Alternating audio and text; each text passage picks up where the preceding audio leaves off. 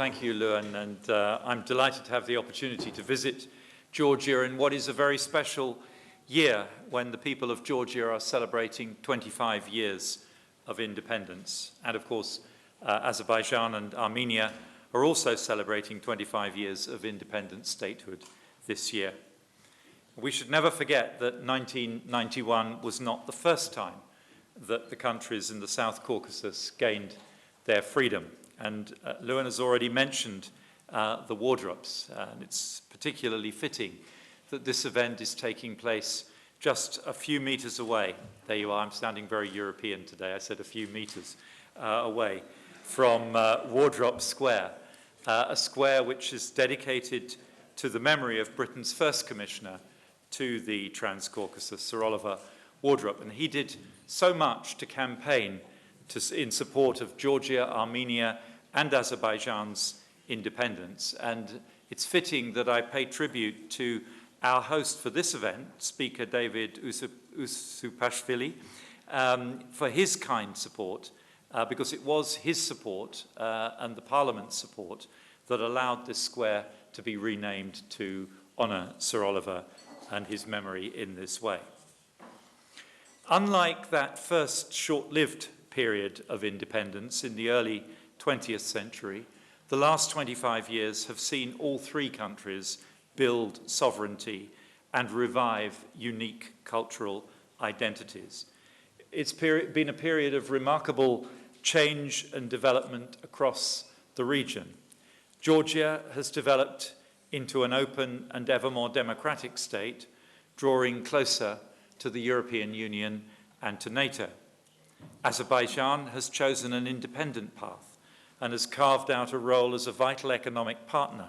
I'll be experiencing firsthand later on today your particularly valuable role on international energy security when I visit the construction site of the latest BP-operated pipeline bringing gas from the Caspian Sea to Europe.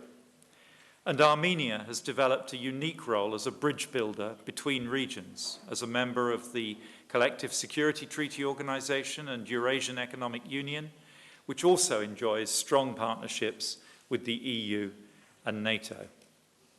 But for all of this welcome progress, past and present conflicts continue to hinder regional integration and development. You represent a new generation that has grown up in the shadow of these conflicts, perhaps scarcely remembering what it was to be at peace with neighbours. Division between communities has become the norm. Standing here in Tbilisi, I'm also all too aware that villages remain divided from their lands and pastures and from each other on either side of the administrative boundary line, just 40 kilometres away, with new fences going up all the time. The erection, and it's ironic that I should be saying this at a time when, of course, sadly, across Europe, new fences are going up as well. But the erection of new fences and barriers take the region and would take any region backwards at a time when we should be trying to bring down barriers between countries. Opportunities for the different peoples of this diverse region to mix and to understand one another should be growing, not decreasing. Why does it matter whether or not there is better regional integration? For several reasons. First, there is an economic cost to these unresolved conflicts, particularly when closed borders prevent the regional trade that is such an effective engine of economic growth. Secondly, there's a real human cost too. A cost from conflict, which I know from my time as Secretary of State for Defence of the UK. In Nagorno-Karabakh, far too many young people from both sides continue to die in ceasefire violations each year. A peace deal for Nagorno-Karabakh would end this tragic waste of young life and would have the potential to transform the whole region. And 25 years on from the collapse of the Soviet Union, hundreds of thousands of refugees and internally displaced people in this region remain unable to return to their homes, including many here in Georgia. Many of them continue to live in very difficult conditions. But more importantly, working together is the key to unlocking the true potential of this region, a region which is located at the crossroads of Europe and Asia, a traditional crossing place between East and West and North and South, a region that could become a significant link in a new Silk Road, as was discussed at the inaugural Silk Road Forum here in this building last October. Speakers at that conference laid out a compelling vision of the opportunities, and I believe that the Chinese are prepared to back that vision with hard cash. But resolving regional conflicts and learning to work more closely together is key to unlocking that potential and realizing that vision. And ensuring that this region, you, can achieve your potential matters to the UK. You're on the EU's doorstep, and therefore you're our neighbours. Stability here, in what we in the European Union call our Eastern neighbourhood, helps our own stability, security and prosperity, as well, of course, as ensuring your stability, security and prosperity.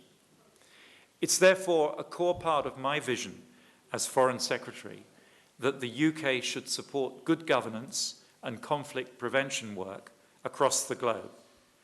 In this increasingly interconnected world, it is in all of our interests to create a more stable, rules-based international environment.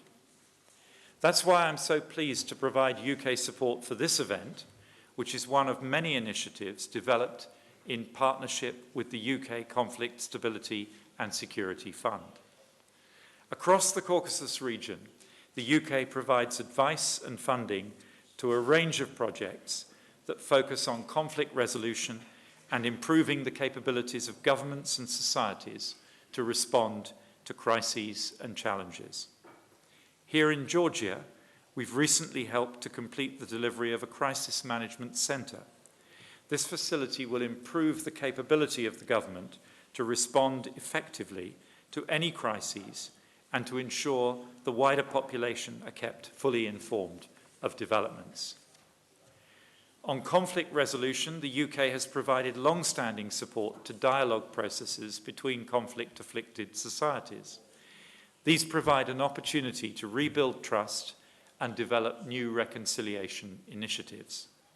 For example, the recent exchange of detainees between Abkhazia, South Ossetia and Georgia is the result of long-running discussions conducted at such meetings.